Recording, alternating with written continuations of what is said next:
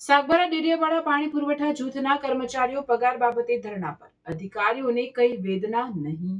સરકાર દ્વારા નર્મદા જિલ્લામાં સાગબારા ડેડિયાપાડા તાલુકાઓમાં પાણી પુરવઠા જૂથ અસ્તિત્વમાં છે, જેમાં 2 વર્કર્સ અને 18 સબ હેડ વર્ક્સ છે। તેમાં 141 જેટલા કર્મચારીઓ કાર્યરત છે, પરંતુ ઘણા સમયથી આ કર્મચારીઓ વિવિધ મુદ્દે અસંતોષમાં રહેતા પગારથી લઈને અનેક પ્રશ્નો બાબતે 2 દિવસથી વોટ વોક્સ દાભવન ખાતે ધરણાનો કાર્યક્રમ ચાલી રહ્યો છે, પરંતુ વહીવટી તંત્ર અજાણ બનીને મૌન છે।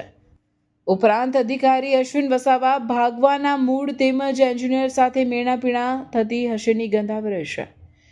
ધરણા પર બેઠેલા કર્મચારીઓને હાલમાં ઓપરેટરોને 10,613, અમુક ઓપરેટરોને ફક્ત 7,000, લાઇનમેનને 7,500 થી 8,500 આપવામાં આવે છે, જે બાબતે કર્મચારીઓનો આક્ષેપ છે કે ધારાધોરણ મુજબનો પગાર આપવામાં આવતો નથી અને કોઈને વધુ ઓછો આપવામાં આવે છે।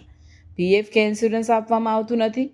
પેટ્રોલ, એરલાઇન્સ હક રજા કે બોનસ પણ આપવામાં અખાડા કરે છે, ઉપરાંત પગાર સ્લીપ આપવામાં અખાડા કરે છે અને પગાર સ્લીપ કે મહત્વનો દસ્તાવેજ જોઇનિંગ લેટર સુદ્ધા સુપરત કરેલ નથી। આ તમામ મુદ્દાઓ પર ધરણા પર ઉતરેલા કર્મચારીઓની વેદનાની કોઈ અસર વહીવટી તંત્રને થઈ નથી તથા અધિકારી અશ્વિન વસાવા એન્જિનિયર સાથે મળી ગોધાડું કહ્યું હોવાનું કર્મચારીઓ વ્યક્તતા પ્રગટ કરી રહ્યા છે। તે બાબતે આ કર્મચારીઓની માંગણીઓ જ્યાં સુધી સ્વીકારવામાં નહીં આવે ત્યાં સુધી ધરણા ચાલુ રાખવાની ચીમકી આપી છે।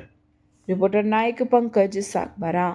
તારીખ 27/2/2026 સાગબારા ડેડિયાપાડા જૂથ પાણી પુરવઠાના અમે કર્મચારીઓ અમારા પર છેલ્લા 7 વર્ષથી જે શોષણ ચાલતું હતું એના ભાગરૂપે અમે આજે મામલતદારશ્રીને આવેદનપત્ર આપવામાં આવ્યા છે, આપી દીધું છે અને જો અમારી આ જે 7-8 જે માંગો છે એ પૂરી ના થાય દિન 7માં તો અમે આ ઉગ્ર આંદોલન કરીશું અને મામલતદાર કચેરીને ઘેરાવે કરીશું અને અમારા ધરણા ચાલુ રહેશે।